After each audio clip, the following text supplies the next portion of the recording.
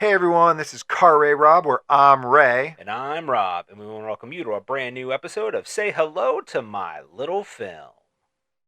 Hey there, it'll be just a little while till Ray and Rob spit their spittle. Come on, check out of the hospital. So grab some of your best peanut brittle. This will be a darn good transmittal. And say hello to my little film. That's right, everybody. We are back with another episode of Say Hello to My Little Film. This is the first week of March, which means it's your turn, Rob. But tell everybody what it's your turn to do. Absolutely. Here on Say Hello to My Little Film, Ray and I take turns recommending movies to the other that we love in the hopes of getting them to love it as much as we do. That's right. We call it our fresh perspective on a retrospective review. That's right. And you mentioned, Rob, on a previous episode that you might be challenging me this month. Is that true? Are you standing by that? I am absolutely standing Oh, behind boy. that. That has not worked out well for me in the past. I mean, you never know. You're right. You never know. I go with a good last year I mindset. was going to mess with you with Videodrome. You end up liking That's true. Videodrome. It's true. That's it. So thank you for doing that. Absolutely. Hopefully I'll be saying the same thing later after this month, or that I'm, thanks for introducing me to whatever you call it. Absolutely. Well, last month, before I tell you, last month I did a movie. I did Valley Girl, Yes. which is love story. It was the month of love. Everything was great. A little rocky, but it had a happy ending. It had a happy ending, and it was it was Happy endings are great. sure, yeah. But sometimes those relationships grow up, and it's not always easy as you No. get older. It's Those harder. relationships get harder. Yes. Exactly. So I decided this month I'm going to do a counterpiece of a movie where a relationship doesn't go as well. Well, I hope this episode goes as well. We'll have to see. It'd be easier for me to know if we're heading that direction if I knew what the movie was. So, Rob, tell me, what do you got? What do you got? What do you got? What do you got? Well, Ray, what I got for you is a movie that I have been wanting to show you for a while from a director I have not shown you any of his movies yet, but I've been very excited to do so, and that is Mr. John Cassavetes. Oh, I've heard of that name before. You have, because there's actually awards named after John Cassavetes. He's that kind of a director. He's really kind of known for being the pioneer of modern independent cinema. Okay. So we've done some stuff, we were talking with like Jarmusch and stuff like that, Sure. in the 80s and things like that. But really, you got to go back to Cassavetes. Like, he was a guy who really just kind of went out and made movies on his own, how he wanted to do it. Hell, he made movies that were improv'd. Wow. From beginning to end. And that was kind of his thing. Yeah, I can see that being tough. And they can be. And that's the thing. Like, Cassavetes To is kind of watch. a divisive actor Yeah. or director in some regards in that way. But there's a lot of ways I could go with Cassavetes. But this is another one where I'm going to go straight to the top, to what people kind of consider to be his most pinnacle movie, the magnum opus, if you will, and that is A Woman Under the Influence. A woman getting a DUI. Well, yeah. So Okay. Oh, maybe. Sure. But so it stars his wife, Gena Rowlands, who I know you're probably somewhat familiar with. maybe. What is she in? I'm sorry. Blank on the name, but So she was in a lot of his movies. But she was also, so most recent, it's something you may have known her from. She was in The Notebook. She Okay. was the older version yeah. of Rachel McAdams Yeah. in The Notebook, which is funny because that movie was actually directed by John Cassavetes and Gena Rowlands' son. Oh, cool. So, but yeah, that is Gena Rowlands, so you know her by sight. But she did most of the work a lot of work with John Cassavetes. What Most of his year was movies. this movie? Woman Under the Influence was released in 1974. Ooh, we're going back a little bit. Absolutely. But it also is a return of an actor who kind of popped up for us in December in Wings of Desire, and that is Peter Falk. Columbo's back. Columbo is back. I love yeah. Columbo. That's great. Absolutely. And they play a married couple who, as the movie opens, he is like a blue collar worker, and he ends up having to spend the night out working when he is supposed to have a date night with Gena Rowlands. Her kids are with her mother and this whole thing, and Peter Falk ends up not coming home. Well, she ends up kind of going out on her own. Some stuff goes happens, kind of goes south, and things kind of spiral from there, where she has just their relationship has a difficulty. I'm going to put it that way. Yeah. There's No a lot of spoilers. stuff. No, I'm trying not to spoil it, but there's a lot of stuff about mental health and the relationships and the stress on them and that kind of thing.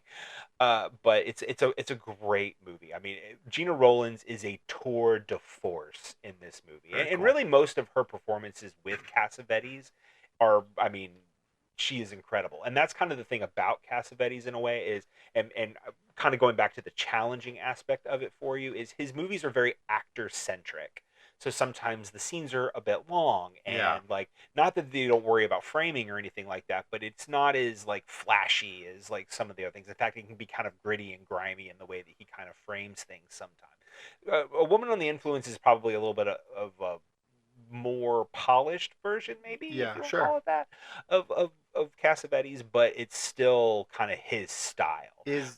I'm sorry. Go ahead. No. I was going to say, before, when you've introduced me to directors like this, you will pick maybe the most popular movie, but it's not always necessarily your favorite of his. Sure. Is this your favorite of his, you think, or is it both? It'd be kind of hard. There's a couple that I do really like from Cassavetes. So there's another one called Love Streams that actually has Cassavetes in it himself, where he plays opposite Gena Rowlands again.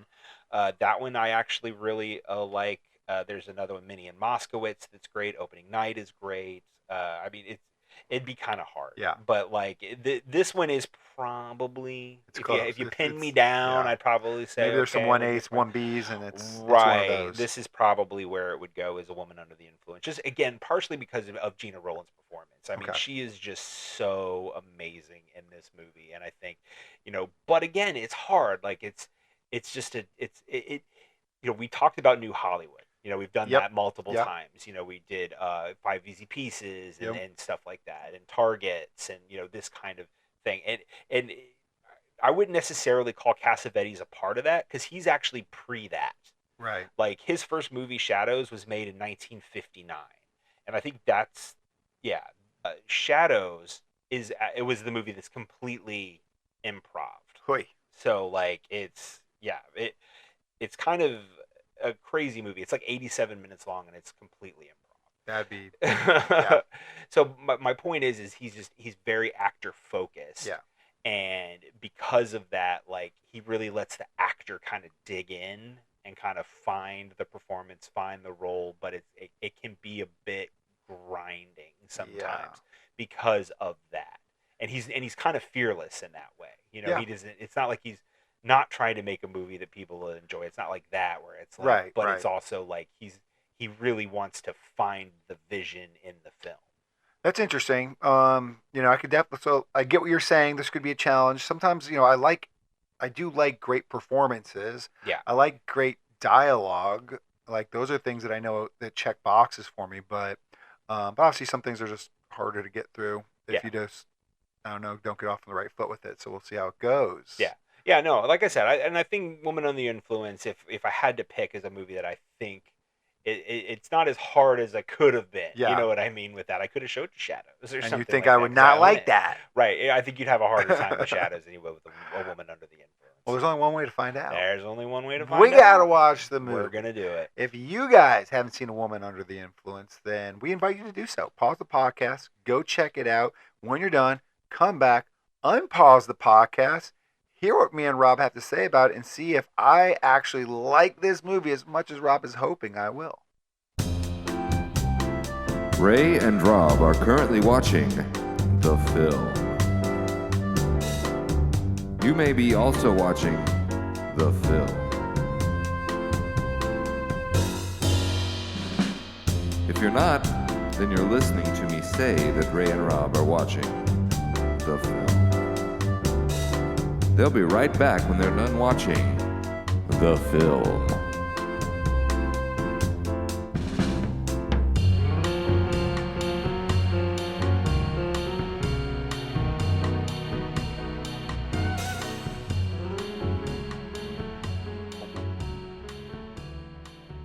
All right, everyone, we are back from watching A Woman Under the Influence. Ray, I gotta ask, are you okay? I'm tired. Are you I'm a sure? little tired, but I will say That's all, huh? no. That's not all. I will say this: Uh-huh. Gena Rowlands. I mean, this might honestly, and I'm not trying to use hyperbole here, but this might be the best performance by a female actor I've ever seen. Like, I told I'm not you. willing to say best performance I've ever seen yet. I'd have to think about that too hard. But in regards to a female performance, I could definitely feel confident saying that. Holy cow, is she a force? I told you. I told you. A tour de force. Yeah, and that almost undersells it. It's she is really, really good. Yeah. Yeah. Gena Rowlands is it's funny to me because I think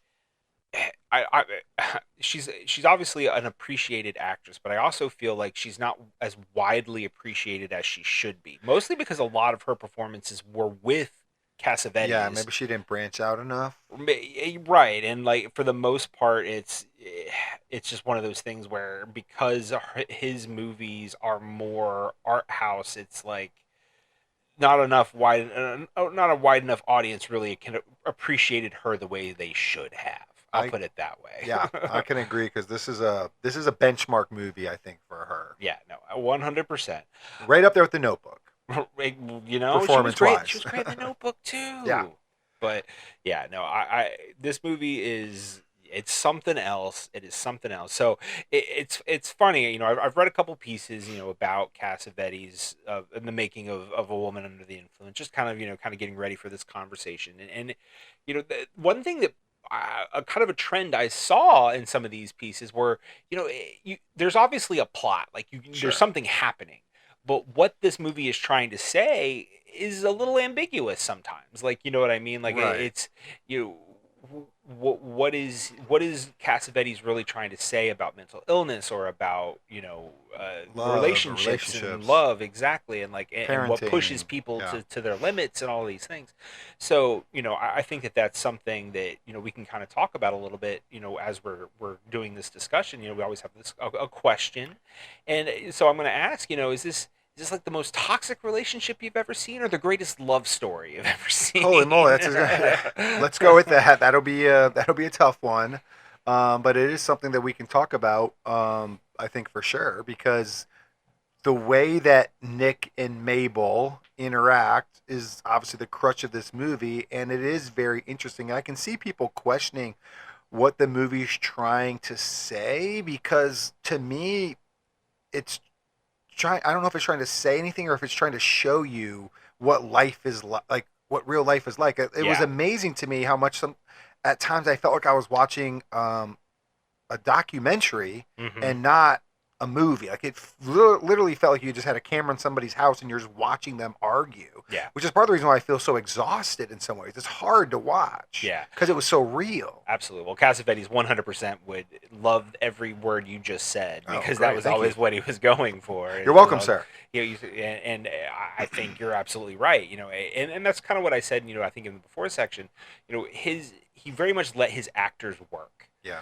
He was an actor's director without question. Not that the camera wasn't important or anything like that, but you can even tell, like from some of the quote unquote shot designs, if you will, from this movie, that it was more about letting the actors work than creating that perfect frame. Sure. And that in his mind, the actor made the frame. You know what I mean? Like their performance is what made the frame.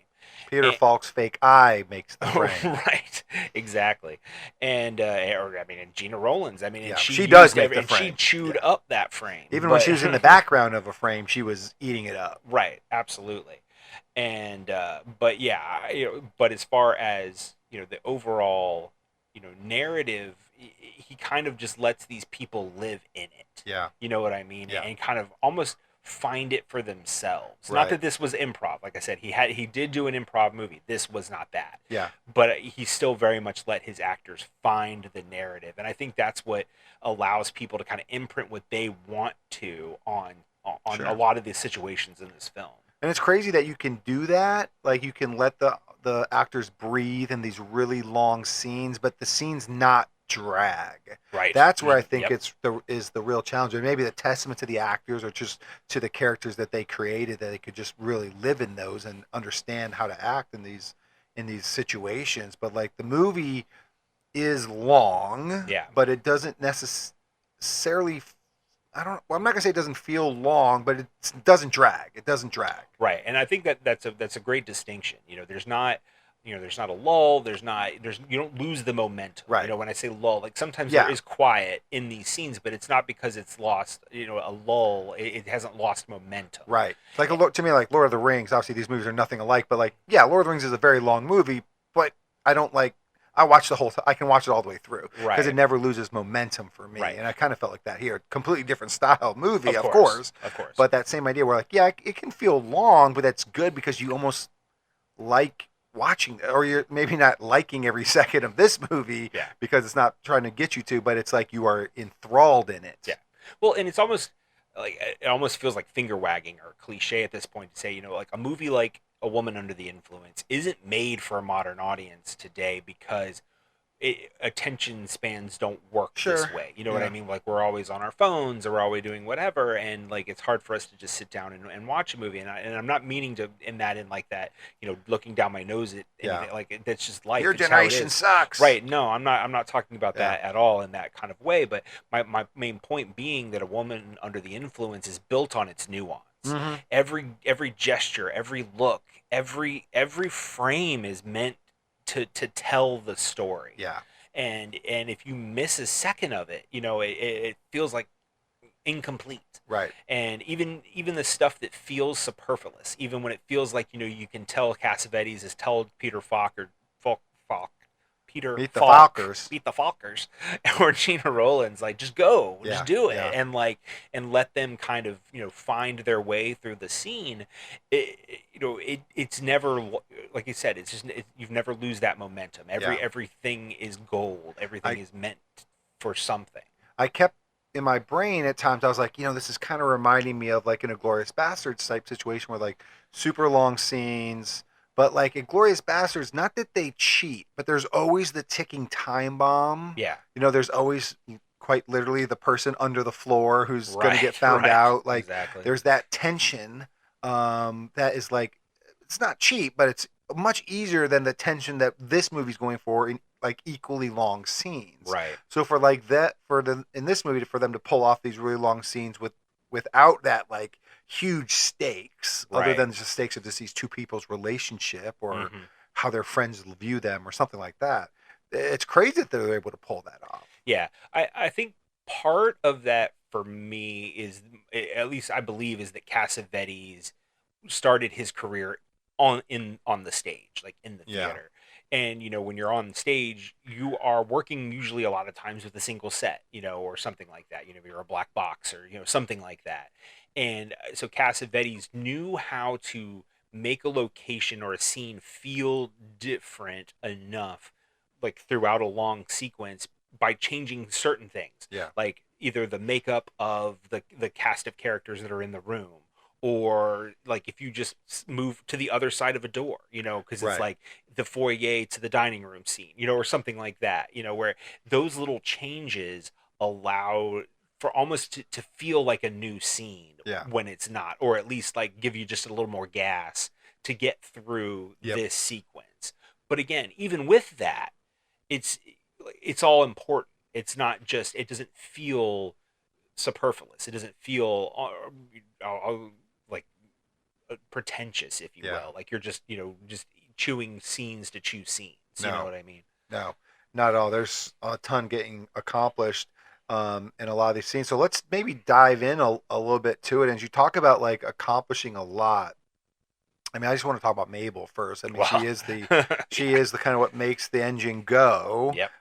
She is the woman and I- under the influence. She is, quite clearly. And I really don't want to just to add on, like, I thought Peter Falk was amazing in this. I've never seen We'll get to him. that because yeah. so there's no I've- denying Peter Falk is. I've never hell seen of him an like actor, this. hell of an and actor. Yeah, he has to hold some scenes up or part of the movie up when she's Yeah. gone. Yeah. And it's really interesting how they do that. But, when you just, again, talk about accomplishing a lot of things, I feel like yes, you'd hear some side remarks where, like, maybe Nick, Peter Falk's character, will say, like, yeah, Mabel's got a screw loose or whatever. But, like, you don't really know if that's just in jest, if it's just him being, like, talking mean about her. Mhm. Like, her kind of, I don't want to say, well, yeah, I will say, descent into madness. Like, we literally, like, almost watch it and figure it out for ourselves. Yeah. You know what I mean? Like that first scene she's in, she is, as you would later find out, like this kind of, I don't want to say crazy, like it's like too like negative, but like she's this kind of crazy version of herself. Sure. But you kind of just see it because she's getting the kids ready to go with her grandma. There's 3 kids. There's a lot going on. It just kind of feels like any mom in that situation where she's just worried about, wants everything to get off, without a hitch, and she's just trying to make sure that everything's prepared and make sure the sleepover goes as easily as possible for her mom. But as you kind of learn Mabel more, you say no, that there's this like manicness in there. Yeah. Actually. Yeah, she's very hyperkinetic. Yeah. And it's not a healthy level of like preparation. It's like it says there's this nervousness to her that's not natural or not not normal and stuff. But they don't tell you that. You just realize it as you watch more and more scenes with her in it. Well, and it's also interesting about her character is there is a sense of a need to please, but it feels abrasive. So like in that scene with her mother, she's like, if anything happens, you call me. Like, don't say if all the kids are having a good time and you don't want to disturb me, whatever. And like, so it's like she's telling her, call me, seriously. Like, if anything's wrong, call me. But she's saying it in such an abrasive way that it's hard to decipher, like her true meaning. Yeah. And it could come off wrong. And you could tell that her mother is a little afraid of her. Yeah. Because of that, where it's like that energy she brings to a moment is too much. Yeah, and I guess I didn't read it like that because I didn't know what I was watching. I'm now that you're saying that, it makes 110% sense to me. Yeah. But when I watched it originally, and I don't know that Mabel is kind of like on edge or whatever. It makes me think like is her mom just really aloof? Like her mom's not really a good babysitter, so she's just being extra prepared and. You're still trying to figure it out on that first watch through. Yeah. Mm-hmm. So it would be really interesting just to watch all those early interactions another time under this different frame. But that would be exhausting again. I'm still sure. Yeah.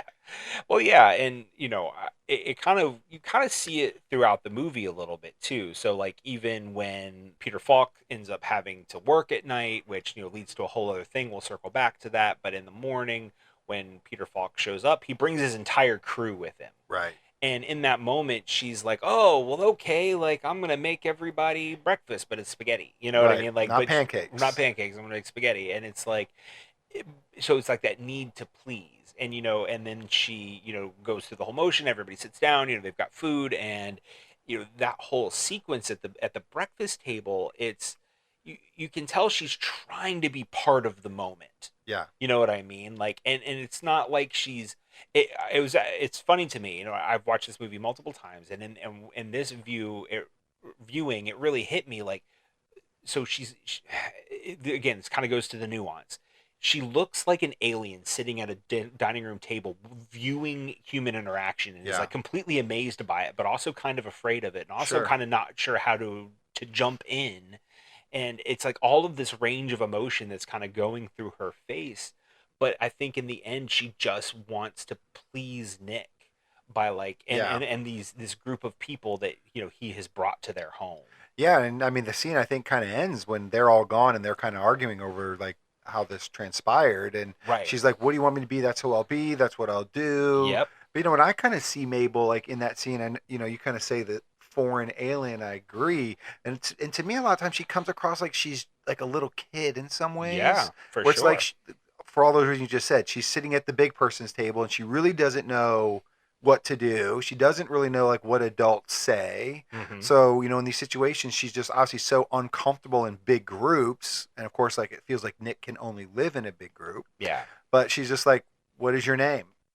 And then she gets a response, and he looks at the next guy, "What is your name?" Right. It's like she doesn't know how to like really start a conversation, or she doesn't feel comfortable starting a conversation. And it's almost like that's where when again as a first time watcher of this, at that point in the movie, I'm like, does she have like brain trauma? Like she can't remember people's name, or is there something mentally unstable there, and that's why she can't remember people's name, or is this what is this? Well, and again, you're just being spoon fed. Nothing really, there's no doctor diagnosing her at this point. The movie's just showing you her in these intimate moments. And they're not showing any sort, like, yes, she drinks. So, like, when she goes out the night before, she drinks, but you don't see it as, like, an alcoholism kind of issue. I mean, we only had one drink that we right, saw. Exactly. And it that's was a big point. one. Right. But that's my point, is, like, it's almost like they kind of go out of your way to show you that's not it. Right. You know what I mean? Because I feel like if that were it in a situation like this, you would see her sneaking drinks or, like, you know, sleeping with a bottle, like, because he was, you know, whatever. Like, you're going to see these things. Which is what I was expecting when the movie was called Woman Under the Influence, and we'll talk about the title maybe later. Right, yeah.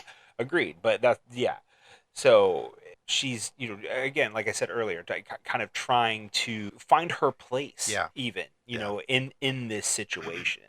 Yeah, and usually where she finds herself is in a really awkward place. And I think the movie does a great job of, like, just making your skin crawl sometimes. You know, when she her kind of way to solve this uncomfortableness at this breakfast table is, like, trying to get the guy start naturally singing, and she loves this, and just like, again, to me, like a little kid watching someone sing or do a magic trick or something. And she gets up and she stands next to one guy singing, just starts, like, literally, like, looking down his throat to see, like, his tonsils. see the music coming out of his mouth, and she's, like, in shock. And then she goes to this next guy, and she wants to dance with him, and he's just very blatantly is like, no, I don't want to do it, I can't dance. And she just can't let it go. And and she thinks she's trying to make people feel more comfortable, which is just not. She's doing the opposite. Yeah, I completely agree. Like, you almost feel bad for her. Yeah, you do. It's like, that's what's the awkward part. Right. You can tell she's just trying to succeed. You know what I mean? And making people comfortable. She says, like, I'm a warm person. You know, like, after all these guys leave. Yeah. And but she just keeps making things awkward. And, like, kind of taking it a step too far, which is what causes him to, you know, or Nick to snap at her, to just sit down, you know, or whatever. Which he does a lot in the movie, to her and to a lot of other people too. Yeah, like, he's got a short temper. He's got a bit of a short temper, so that kind of goes to our central question as well about the toxicity and, like, the greatest love story situation. And sometimes it starts to come across with Mabel, like, there are these defense mechanisms, because I fully believe, like, if you're someone who is probably going crazy. And again, for lack of a better term, using the word crazy, but, like, you would kind of know it. I think there's part of you that would know it, and then so you would know or have thought to yourself of some things you should say when you know you kind of step in it. Right. And I kind of feel like Mabel does that sometimes, especially, like, in that doctor scene. She's kind of got all these reasons for why she shouldn't be committed. Right. They're close to work. Like, they almost sound reasonable. They almost sound like they could work. And so she kind of has that kind of lined up, ready to go and ready to use, but it's, you know, it's not really effective. And then you also, I think you start to see her in this scene when, like, after everybody leaves and they kind of had their argument, where she's got that, like, again, I don't know if manic's the right word, but these, like, extra body movements that aren't necessary and not really, again, like, trending on not being sane, and a lot of these kind of, like, sound effects because she can't find the words maybe, or which is, like, kind of find where, like, kind of what sets, I think, the performance by Gena apart is this, like, what she does when she's in a panic situation. She can't control her mouth or her hands. It's like, it's extremely interesting to watch because it's also so awkward to watch. Because it's like, why are you doing this? You're making yourself look crazy. Stop. Right. But the funny thing about it is, it's like, it feels natural and unnatural all at the same time. It feels unnatural, but it feels real. Maybe I'll put it that way. Not natural and it feels unnatural, but it feels real. And I think that's, again, that kind of going back to what we talked about her performance, is the realism she was able to kind of bring to it. Because, you know, it's one of those things that it feels so real, like it doesn't feel rehearsed, even though some of it probably was, but some of it was probably her in the moment. Because, again, like, just kind of finding Mabel and being like, okay, this is her, like, the tongue or the thumbs and all that, like, it's just, that was her. That was what she. That's probably not in the script. No, probably not. No, probably not. It was probably through discussions between her and John Cassavetes, and, like, so I think that's where the magic really occurs, is this idea of, like, something that doesn't feel rehearsed, but it feels real. Yeah. I will agree. I mean, I can testify to that because, like, when you first see her doing those, like, weird thumb motions and the tongue sticking out, farty sounds. Right. Like, at first you're like, I guess, Nick told her to get out. So she's like, maybe she can't say the word get out because it's too emotional. They're in the moment. They just fought. So she's using these thumb motions to kind of signal the word she can't say. Like, you can almost justify it. Yeah. It's just, and which is cool because, again, kind of what I was saying earlier is like, they're showing you these scenes of like her madness, but like you're not getting it at first. Because you're not looking for that. Just like in real life, you could run across Mabel and think she's fine if you talk to her at the right moment for the right amount of time, and nothing gets triggered. But the more you see her, the more you get to know her, the more you would see like, no, these are not normal. Yeah. Well, and I think about so there's obviously a lot of people in this movie that she interacts with who she's interacted with before, but then there's also a lot of people that she hasn't interacted with before. So I think about her on the sidewalk waiting for the bus to drop the kids off, and her asking for the time from multiple people, and the fact that nobody would give her the time just like it sets her off even more. Right. So it's funny because in one hand you're like, your part of your brain is like, oh, like why are you yelling at these people? But on the other hand you're like, well, why aren't they giving her the time? Right. You know what I mean? So I think that's the other like side of the coin with Mabel in this movie is how people react to her. Right. And the things that she says. But and some of it's more abrasive, you know what I mean? Sure. Like, I think about when the man brings his kids over for the play date or whatever. Like, obviously she's a bit much right off the bat, and you can understand why he might feel uncomfortable in the situation, especially because it's his kids, leaving his kids there, that kind of thing. But if you run into Mabel on the street and she asks you what time it is, tell her the time. Right. You know what I mean? Deal. Like, it's not a big deal, but it's like almost like it radiates off of her. So these people just kind of like treat her like she's a lunatic on the sidewalk with a can, a tin can asking for money or talking about how the end is nigh. Right. Yeah. Yeah. She radiates this energy that people don't trust. Yeah. And there, and to me, that scene, as you mentioned, when like those neighbors come over, her friends, kids, I don't know who they were, and she's kind of really proud of herself that she's doing some fun things. Right. But it's almost again like she's got this childness to her, like where she can almost relate to the kids. And do like she throws a little party. It's like a tea party or whatever it is, and then lets them go play dress up and stuff. And then next thing you know, you've got random strangers' kids running around naked in your house. And like, this is not good. Right. Definitely wouldn't be good nowadays. Maybe in the 70s that was okay though, but definitely not good now. And that is really what sets her off on a bad downward spiral. Well, absolutely. But I think there's also a really interesting thing buried in that scene, and it's when Nick calls and she's talking to him on the phone. Right. And she says, "Listen, I'm a great mother." Right. And it's like, it's almost like she feels guilty, like she's trying to make kind of amends or something in that moment. Like maybe it's just like, it's that insecurity. And it probably permeates her entire existence, and it, obviously it does throughout the whole movie. And so I think that's the idea of her kind of creating this party, because obviously it came about when the kids came home in the morning and Nick's sleeping or whatever, and grandmother brings them in, it's like, we're gonna have a party after. And I think that's kind of part of it, as well as her trying to, again, just be a good mother, and like the pressure that can come with that. But for somebody who's already kind of suffering from mental illness, it kind of balloons into something much bigger than it needs to be.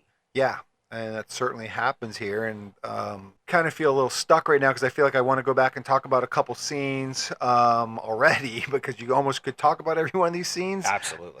In depth. 2-hour conversation. And do an essay on every one. But I'm not going to do that because I think we can maybe circle back when we talk about Nick some, because I do want to talk about Gena Rowlands just being a force. Like, well, after this scene with the neighbor, the doctor comes over, and that whole committed scene, I already kind of mentioned it, but that was a terror to watch. Like, she's doing everything. She knows what's going to happen when she goes to the hospital, what I mean, or what the doctor's there for. And I think her line's like, "There's nobody sick. Nobody's sick here. What are you doing here? Everybody's healthy," or something along those lines. I had hiccups a little while ago, but I got rid of them. Like, it was like, it's one of my favorite lines in the whole movie. Like the way she delivers it, it's like, it's adorable and like desperate, and it's so good. Yeah, and literally desperate. It's just like you just see it dripping off her. Yeah, like she just doesn't want to get that shot from the doctor. She knows what's going to happen if she does, and I'll be damned if Nick's mom just cannot stop from interfering. What the hell? Yeah, she's a freaking. She was really annoying in this movie, Rob. Yeah. Fun fact: that is actually Gena Rowlands' mother-in-law. That is John Cassavetes' mom. That explains the hatred. Right. They're carrying it over from real life. I bet in real life they love each other. I'm sure they do. But obviously in this movie, the sight of her is not good. She gives her the cross with her fingers many times. And, Right. It's a powerful, powerful scene. But even more powerful and even more awkward, I just want to talk about, because this is where I think Gena's biggest home run is probably, is when she comes back from the mental hospital, because she does go to a mental hospital for 6 months. Yep. And it comes back, and there was a bit of a party there waiting for her. Yeah.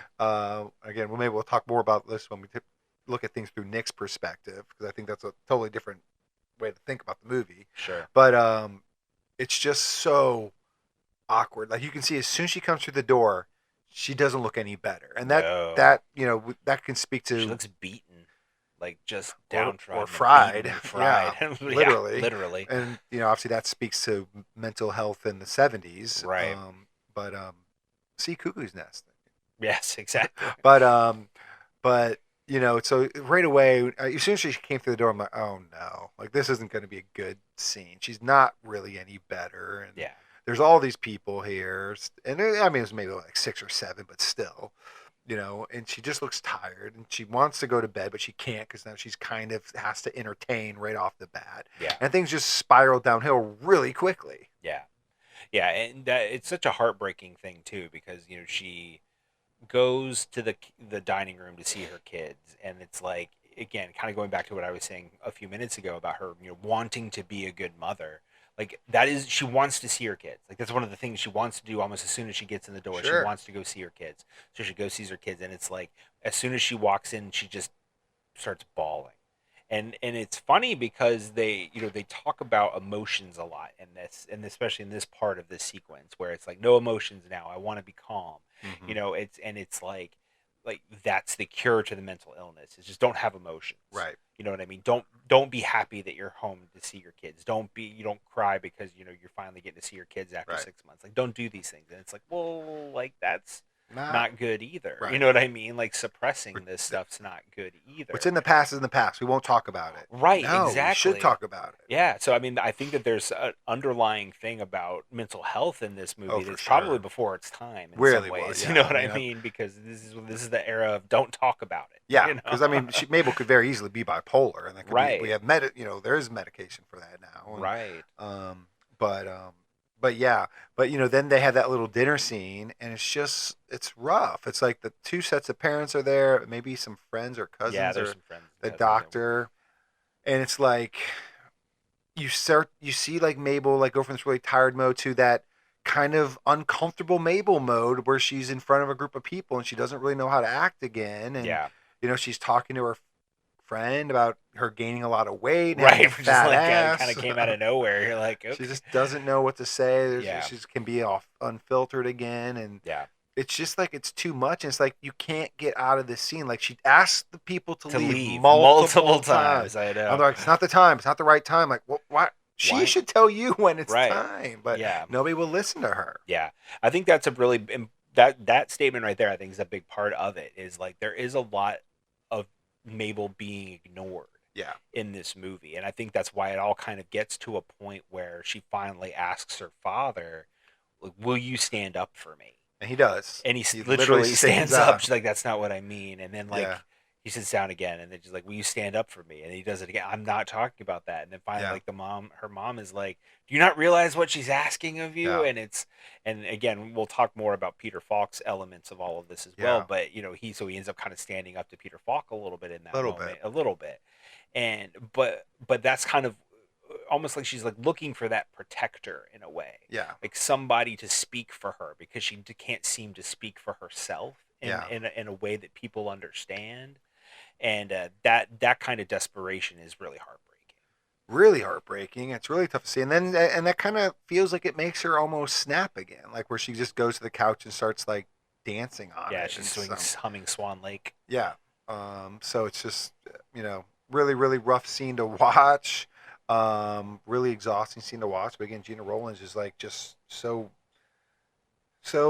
and thrilling to watch that you're captivated and you can't look away from it. It's like a car wreck, I guess, in some ways. But speaking of the thought you were just saying, though, I want to talk about the title of the movie to maybe kind of wrap up this initial thought of Mabel. But like a woman under the influence, you just kind of said too, like nobody will listen to her. Right. Well, that's an influence that would affect you Sure. as a human being.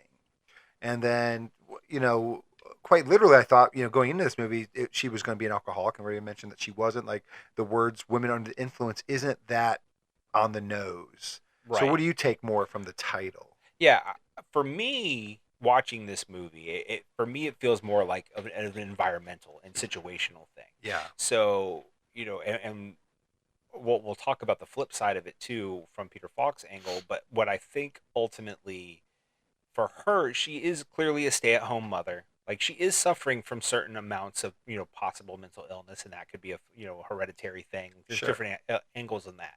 But what I do think exacerbates it is the situation itself, because really at the beginning of the movie launches with Peter Falk, I'll use the word ditching her, whatever, like Yeah. having to rain check their dinner, which causes her to go out, and she obviously gets herself into a bad situation,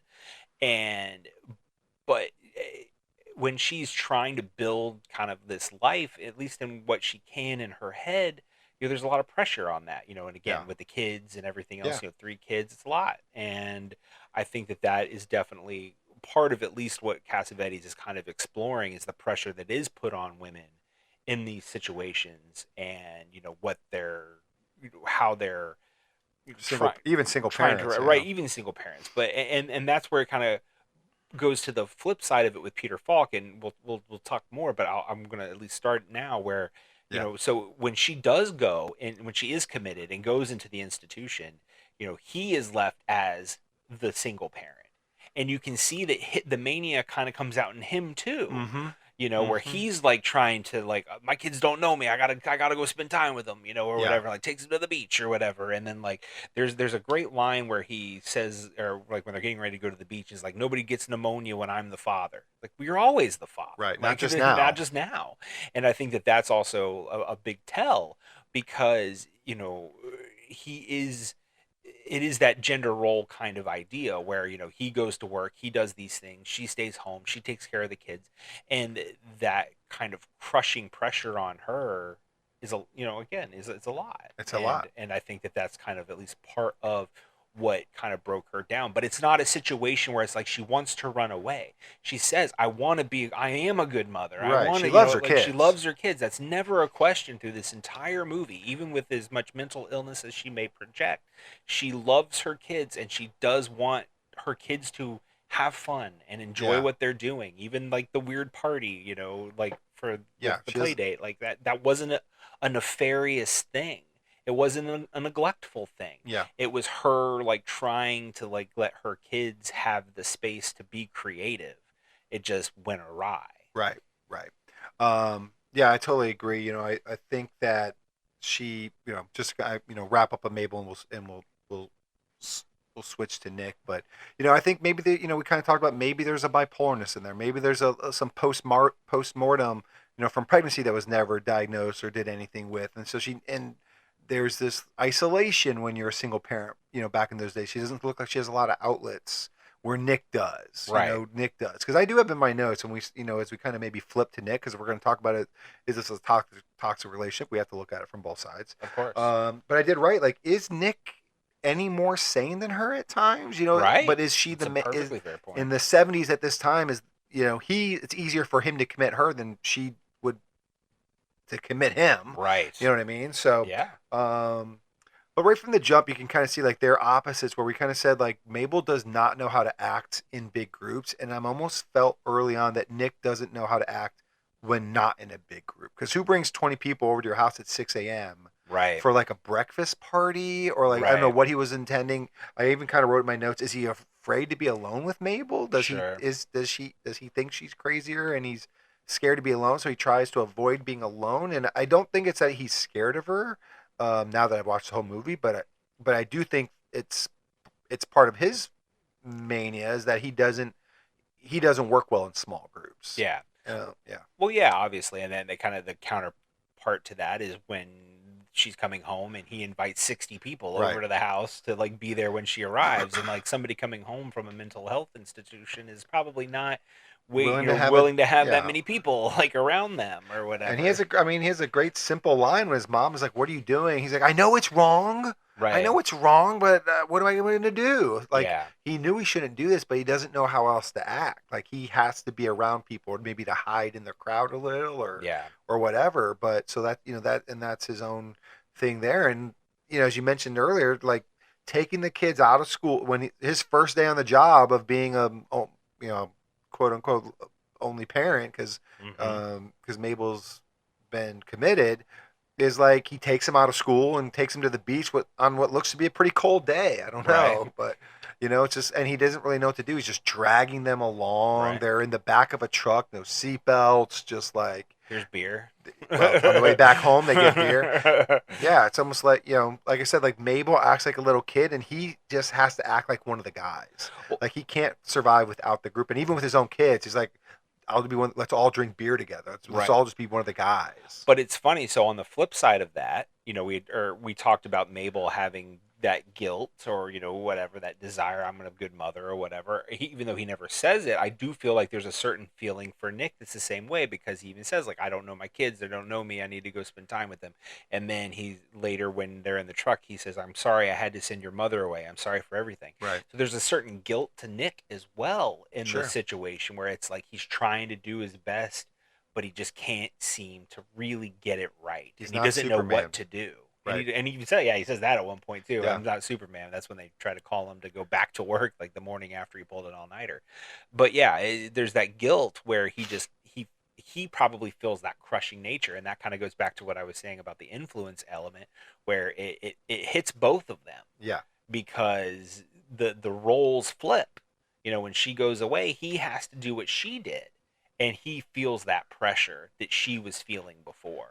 Yeah, and he's not all that much more successful at it than what she was. No, not really. But I will say, in both of their offenses, like they're trying, and that's Yeah. better than most. You know what I Yeah. mean? They are trying. But one thing that I think we have to talk about too, when you talk about Nick, though, is like he smacks Mabel around a bit. Yeah. So And- that is one thing yeah. about this. There's a lot of physical abuse that is not okay. No, obviously, and let's start the conversation right there. Not okay. Yeah. But, and I will say though, like I don't ever feel like this is. I don't know if this is going to sound the way I want it to, but I'm just going to say it, and hopefully you get it. But it's like I don't feel like he's abusing her in a way where like he doesn't like her, or he's trying to necessarily even be mean to her. I think in a way he's trying to help her, but he's so lost on what to do, so helpless, that he doesn't have a good response. Sure. And it's a bad response. Obviously, he shouldn't smack her, and that's no solution where that was going to make the situation better. But I feel like I'm at a loss for words. But I don't feel like he is an abuser, like a mean drunkard abuser to her. He Sure. wants to help her. He just absolutely is clueless on how to do it and can't do it. Well, and that kind of goes back to our central kind of conversation is is this just a toxic relationship, or is it the greatest love story ever told? Because like in that is the toxicity element Right. of it, and that absolutely, and even post party when everybody goes home or whatever, and it's him, the final scene, and it's him and Mabel and the kids, and she's up on the couch or whatever, and he's like, get down from there, I'm gonna knock you down, Right. like that kind of stuff. And He even it's says, like, "I'll kill you" at one point. right, and he says that to the kids, which Yeah. are like, Nick, you need to Yeah. you need to slow your roll. But like, and that kind of goes back to the protector element of it too, because in that scene the kids kind of become her protector. Right. He tries to shove them off to bed and they come back down. He tries to shove them again up to bed, they come back down. And like, But he never reacts violently to the kids, though. You know no, what I mean? that's the step too far. Obviously, that would Yeah. have been way too much. But yeah, so it's doesn't strike the kids in any way. But again, it's just in that scene they kind of become the protector, because there is that toxicity between the two of them. Yeah. And so at that point you kind of make the argument like so she clearly has a certain mental health issue. Does he have a mental health issue, or is he just an asshole? And and I think I kind of lean more towards just like asshole, but again, not. I see where you're coming from. Yeah. Like this idea But you of also like remember that that's a day and age where you would spank your kids, and in a Sure. way, but and like it's not doesn't make that like yeah you hit your kids in the butt, but kids would get smacked in the face back then too. Sure. And it sure. was a way of for lack of a better term, discipline. It's just outdated now. Right. You know what I mean? And I almost feel like that's kind of more what he was doing, where I would say like he would think was maybe trying to discipline her. And this sounds horrible. I don't want to. I'm not defending. Man. Yeah, I'm not defending his dude. actions, but I guess so. My point is, you can't say it's a great love story if you're going to say that he abuses her. Like Sure. then that blows the question out of the water. You know what I mean? No, I agree. I just feel like he was lost. They don't have the skills back then, or the understanding of mental illness to actually have a reasonable response to it. Sure. And so he acts unreasonably. Yeah. So his reactions are unreasonable, but he doesn't have any other tool to handle the situation, I guess. Right. No, I get where you're coming from. And again, it comes back to almost like a Neanderthal basically. like response. Yeah. You know what I mean? Like and I bang the get TV it. on the side to get it to work. Oh wow. Kind of thing. Yeah. So but again, like for him, there is just like with her, there is like a certain amount of desperation. So you are Definitely. right there, like where it's like, but he constantly says throughout the movie that he doesn't mind that she's like, I don't mind you being a lunatic. Like Right. I don't mind that you're crazy. Like I don't care if you're nuts. Like he says that multiple times throughout the movie, which kind of goes back to like the central question because he does like it isn't like he's necessarily trying to escape her. Like even during the scene where she ends up, before being committed, he almost has second thoughts. Like, cause he gets very I think he does. Yeah, because he gets he almost fights the doctor. Right, I was gonna say he gets very physical with the doctor, and is just like, get out of here, I'll knock you on your butt. Right, like he's like he's very protect. He does protect her a bit in that scene as well, and so yes, I get where you're coming from. And it's a situation. He almost fights the neighbor when he was calling her, kind of making fun or being rude to her about all the naked kids running around the house, though. But. Right. But so for, I guess for this last, I'll call it an act because that's the other thing about Cassavetes is things don't really follow a structure in that way. In this last scene. There is that kind of like ramp up, if you will, of what you could call abusive behavior.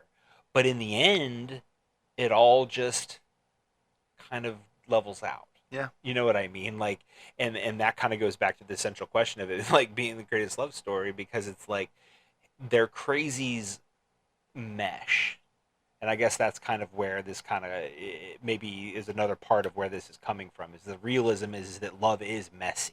Yeah. In this way, people are crazy. And people are crazy. Yeah. Exactly. And it's like you want to paint Mabel even if you as don't being have mental crazy, illness. People are crazy. So, but it's such a the way that they kind of Cassavetes, I guess lands the plane, if you will, where. The kids take kind of push Mabel upstairs. It's like and maybe that's the bigger influence in that moment is the kids, right? And they're like, you're the best mom I ever had. I love you, and then like they're very positive about her. Yeah. Again, kind of filling that kind of protective role. And again, going back to that thing I mentioned earlier, confirming what she's wanted, what she believes about herself, wanting to be the good mother. They're telling her that. Right. So it's like getting that kind of confirmation from the people that she cares most about, I think is a big deal. And then, they're all kind of being put to bed one at a time, and it's all very kind of sweet. And, and even like when she says to the daughter, like, oh, you look just like your dad, and you're your daddy's girl, that kind of thing. And in that moment, you kind of see the look, again, every nuance, every look, every glance, every gesture. You see it between Nick and Mabel in that, and it's almost like there's like an aura of forgiveness between the two of them in that moment from everything that transpired before that. Yeah. And then they get them all to bed, and then when they go downstairs, they they sleep in the dining room, which is an interesting. Well, she even says wow, I really went crazy there for a second, didn't I? You know what I mean? Like there's this awareness, but like also like a laugh it all off kind of thing. Well, they even tell the kids like, "Oh, it got really bad tonight, but it's gonna be tomorrow. Tomorrow's gonna be better. Yeah. Tomorrow's gonna be better." Yeah. And it's like so like it's like you can call it a cycle because there's the very strong possibility that it's gonna blow up again. But at the very least, like in this moment, they've reached some kind of equilibrium where they can exist. There is one interesting element though. So you're talking about Nick liking her, loving her, whatever. There is a point where she asks, like, tells him, like, "Do you love me?" Or like, "I love you." Yeah. And he doesn't say it back. Mm-hmm. And like when they're in the kitchen, Yeah. like in that last scene, and it's like, it's kind of interesting. You Yeah. know what I mean? Like, and I'm with you. Like, I'm not gonna say like I don't, don't think that he loves her. I'm not saying that, but it's like, you can make the argument: does he feel stuck? Does he feel like what is the nature of the relationship at that point? You know what Yeah. I mean? Like, and I think there could be some open questions in that. Right. But I don't think there has to be an answer for that no, necessarily. not necessarily, but Or at least that the movie wants to give. right. And then they make up their beds, and then the phone rings. Like, it's kind of an interesting use of credits because like the credits are rolling while they're still like getting the bed ready, and then the phone rings, and then they just ignore it. Yeah. You know what I mean? Like, it's like almost like they were creating this little cocoon for themselves. You know what I mean? Yeah. And like they were kind of finally shutting out the outside world, and what really needed to be was just them together.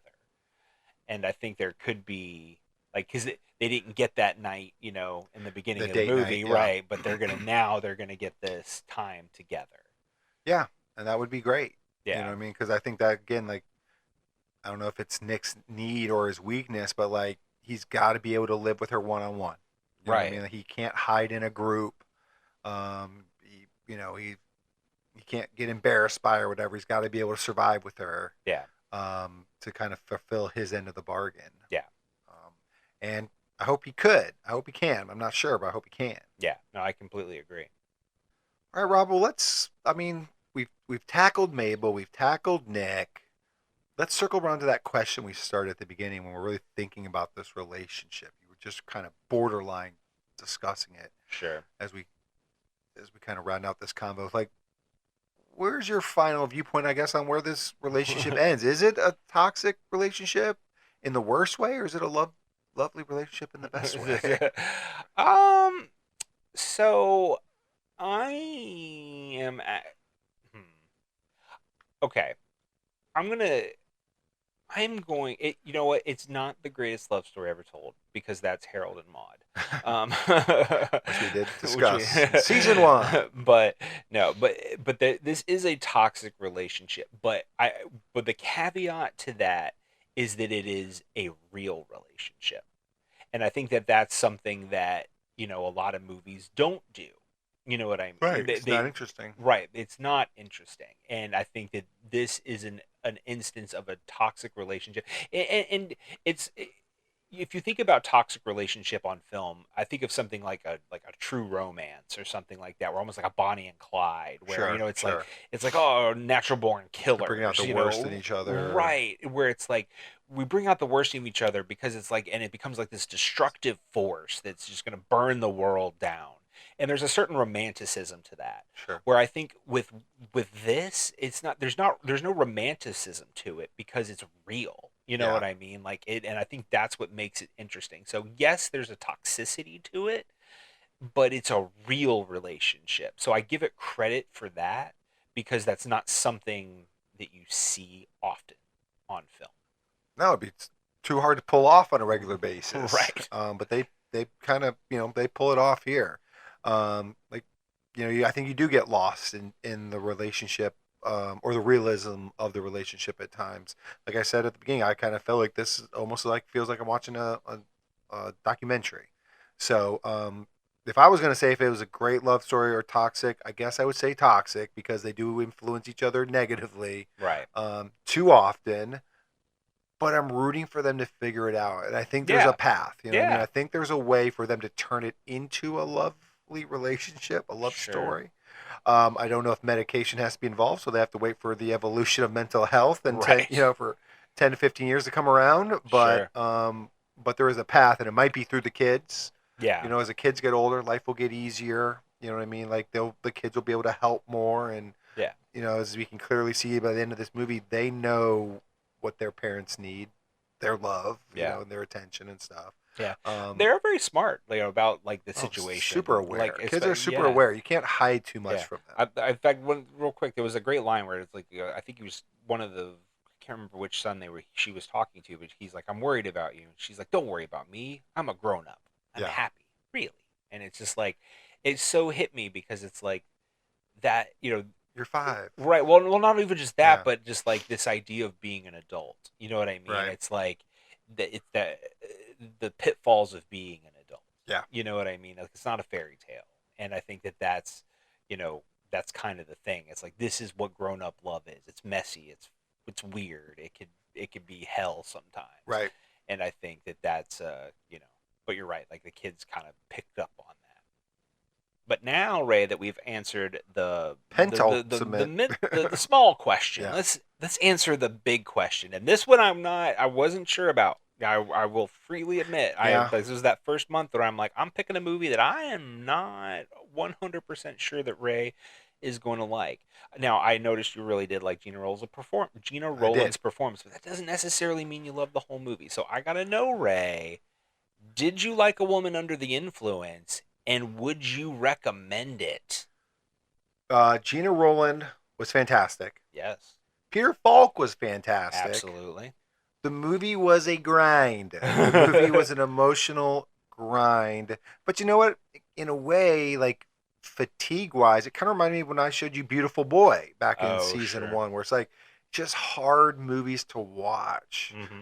But that doesn't take away from the brilliance that they're showing you, and that's the reason why it's so hard. You know what I mean? So yes, I have to definitely say I really enjoyed this movie. Wow. Okay. I really did. I mean, not sure about that at all. I know, but I think I said in the before section, like, sometimes the performance will win me over. And in this movie, performances did win me over, but Gena Rowlands was by far the best.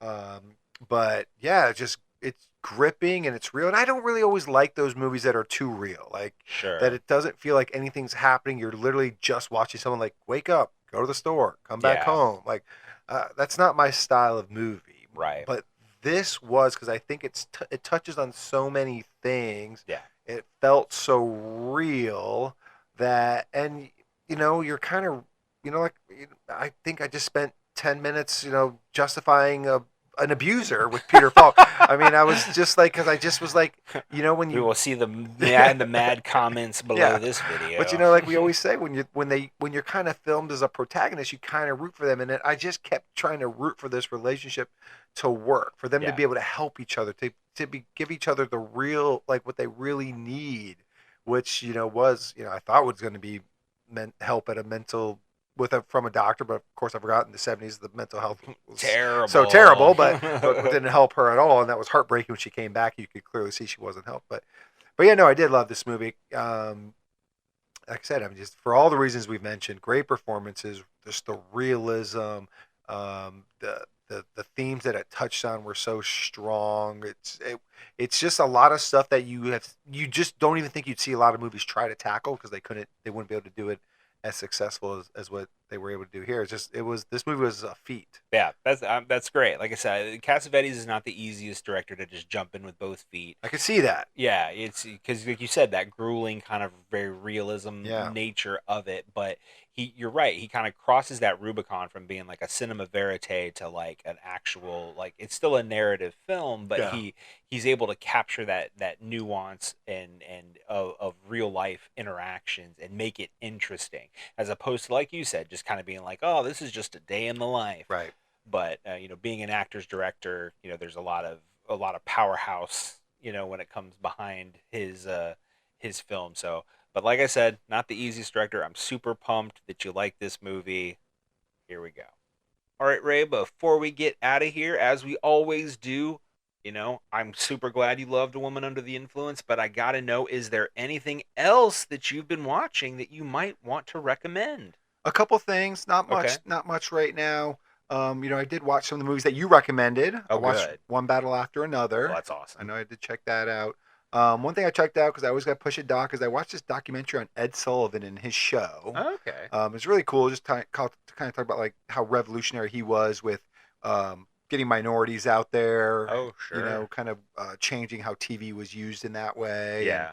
And kind of go through his whole background about why that was so important to him. Right. You know, he handpicked every act. It's not like he's just the host of the show. Right. And then these random people come on. He was in charge of that, so that was him. He was pushing his own personal agenda there, and it was great for the time. And then obviously the big thing was Night of the Seven Kingdoms wrapped up. I finished that too. And obviously I'm a huge Game of Thrones fan. Yep. I've read all the books. I'm waiting for the final couple books, like everybody else. We're gonna wait forever. Love Game of Thrones. I could go without the last 2 seasons probably, but for the most part, I'm gonna say I love the show. I'm a big fan of the Dragon Face, House of the Dragon, Dragon Face, Dragon Face people. I'm a fan of it. It's not perfect, but I think it was doing a better job at being a smaller story, especially in season 1, which I really cared for. Yeah. And then Night of the Seven Kingdoms is even way, way, way smaller than that, and I love that about the show. Yeah. It's so easy to follow. It's really just a story, literally, of Dunk and Egg, and I've read this book too. And I loved it. I thought it was great. I thought it was perfectly cast. I thought it was just really, really good, really tight. Showed the brutality. Didn't go too crazy with like the gross out effects, right? That Game of Thrones can sometimes do, but I thought it was super well done. I couldn't give it enough praise. Yeah, I have to completely agree. I think they were able to make something in the universe, but it felt different, which was nice because it's hard when you've got such a landmark show, and it's gonna bore all kinds of spin-offs, and all of them just feel the same. You're just trying to capture the same thing, and it's like, well, no, like this is a whole universe. You can kind of play things up a little differently on different shows, and it'll work just fine. And I think they absolutely did that here. I think you're right. They kind of made it. I love the fact you're right. It's a small story. It takes place over days. Yeah. At just this single tournament. So Yep. 6 episodes across this one, across some days. And yeah, and I think the character work they allowed themselves to be able to do by keeping it so small was just out of stellar, out of the park kind of stuff. And it still has Targaryens. It's still but there's no like, it's not a giant war show. It's not a fight there's no dragons really in the show. Yeah.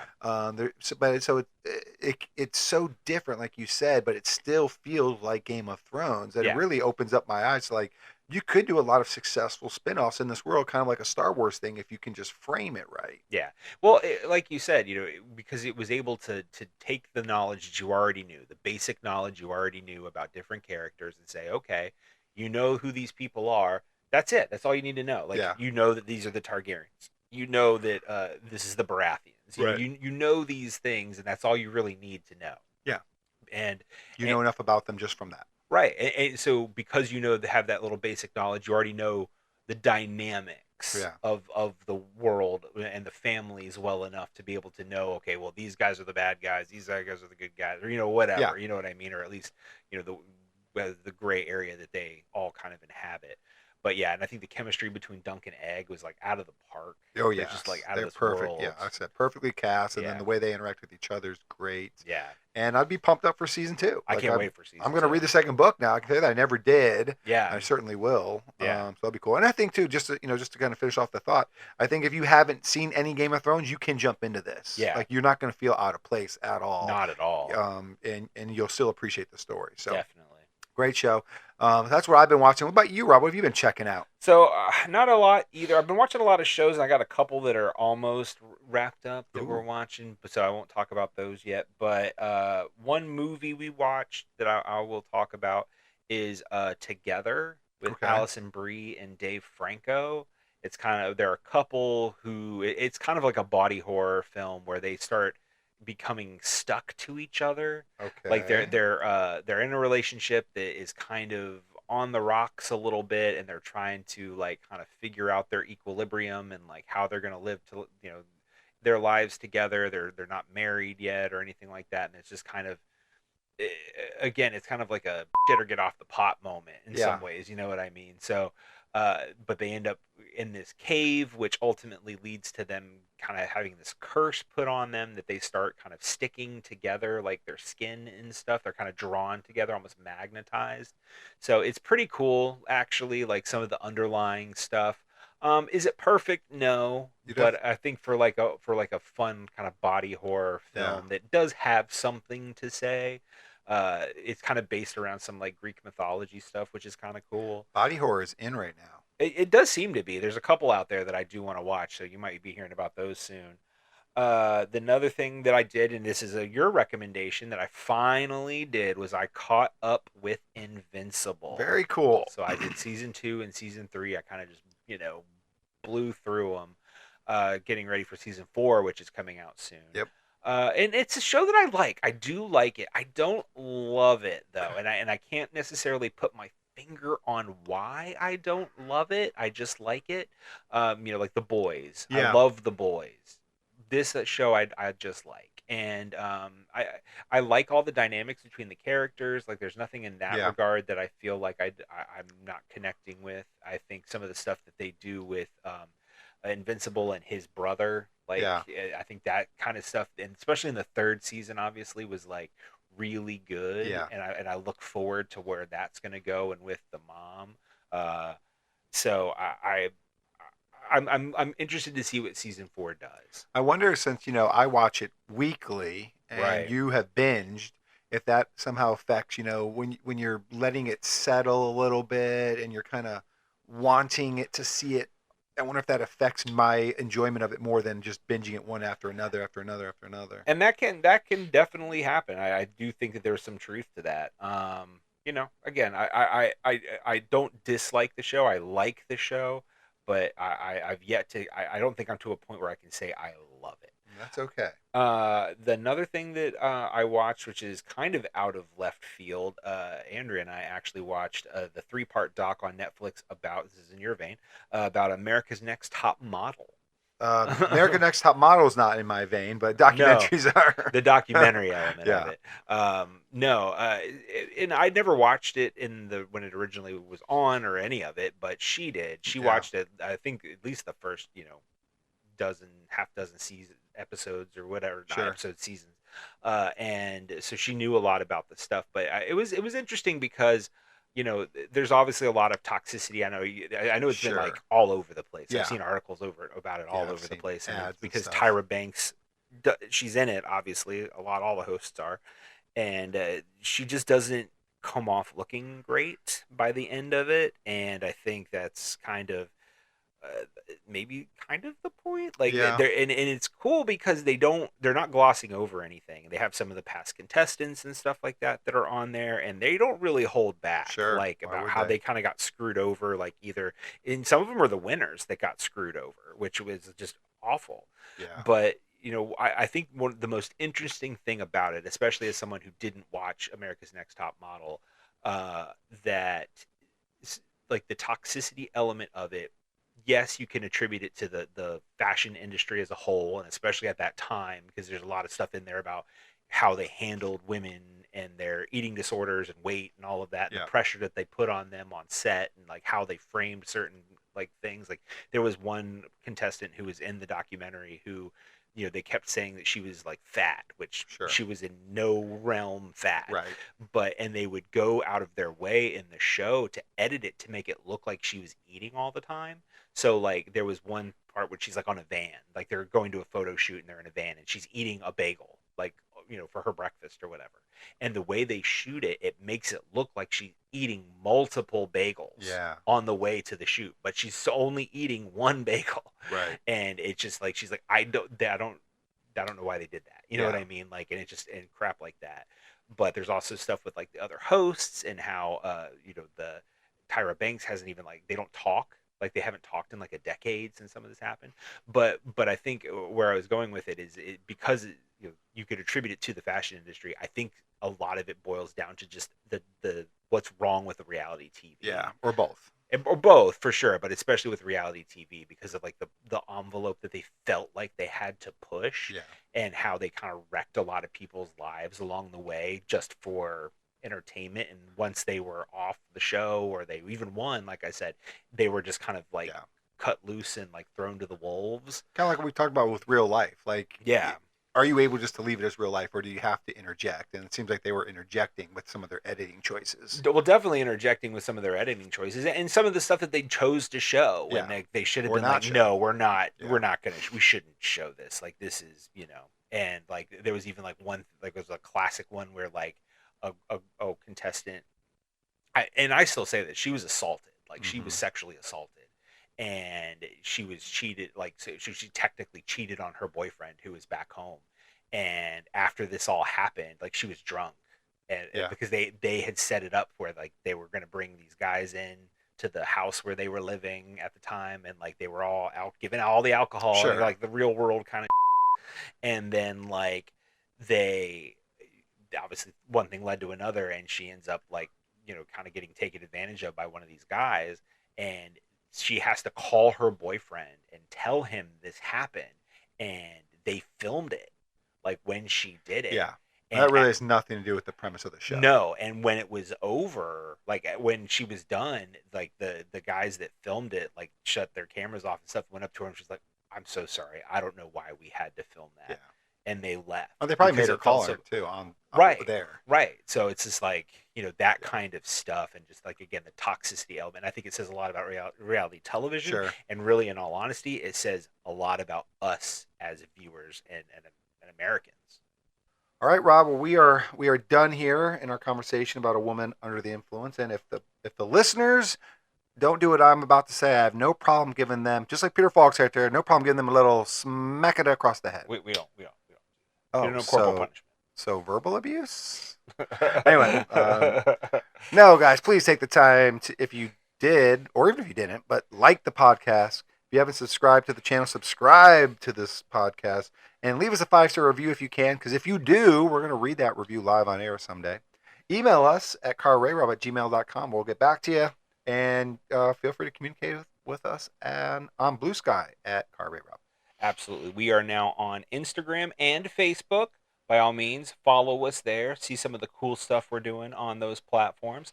If there is a comment section on whatever platform you are listening to us on, by all means, let us know what you thought of A Woman Under the Influence. I was so glad Ray enjoyed it. Passed my first real challenge of the year. You did good, Rob. Thank you. Did good. Thank you. So we're going to have to see if you also enjoyed it. Let me know what your favorite John Cassavetes film was, though. I'm curious to see what everybody thinks about that. We will be back next week with this month's episode of A Copy of a Copy, where Ray and I are going to be watching the 2004 dramedy Sideways and the Japanese language remake of the same name. Interesting. It is very interesting. I'm excited about that. We will be back in 2 weeks with Ray's episode of Say Hello to My Little Film, where I'm sure he's going to let me down, as usual. Whoa, give me some credit, man. I'm gonna go a lot lighter. I'll say that. I'm not gonna try and match your tone for this month. I'm gonna go lighter. That's fair. That'd be a lot to ask. But then we will be back at the end of the month with this month's Hello Movies. There we go. There it is. That's what it is. Hello Movies, where Ray and I are going to be revisiting the Australian comedy Young Einstein. We remember that? I know. I was shocked that this was even streaming anywhere. But it stars Yahoo Serious as a very fictionalized, I'll say that, version of Albert Einstein. And I'm excited. This movie was not on our original list, but it popped into your brain, and we said, this cuts the line. We're doing it. Absolutely. Just because we thought it'd be a fun episode. I think it's very much going to be that way, and you're not going to want to miss it. But until then, this is Car RayRob. Where I'm Ray. And I'm Rob. And remember, be defined by the films you love, not the ones you hate. Hey there, it'll be just a little while till Ray and Rob spit their spittle. Come on, check out of the hospital. So grab some of your best peanut brittle. This will be a darn good transmittal. And say hello to my little film. Hey everyone, Ray here. I want to do a quick little teaser about what my episode is going to be about in 2 weeks. I'm going to present to Rob the first time we've done this, an animated movie. So I'm picking 2022 Puss in Boots: The Last Wish. starring Antonio Banderas and Selma Hayek. I think it's an awesome movie that Rob definitely needs to see. I think he's gonna love it. Um, if you've not seen the first couple Puss in Boots, it doesn't matter. I hadn't either, and I still really, really enjoyed this movie, so I'm not going to make Rob watch any of those other ones. I won't make you do it either. But check it out if you haven't seen it. It's a great watch. Puss in Boots as trying to get that last wish because he needs to get his 9 lives back. He needs to start over. And it just kind of deals with a lot of topics, adult, kids, great villains, great friends in this movie. It's definitely worth checking out, so make sure you find time to do that.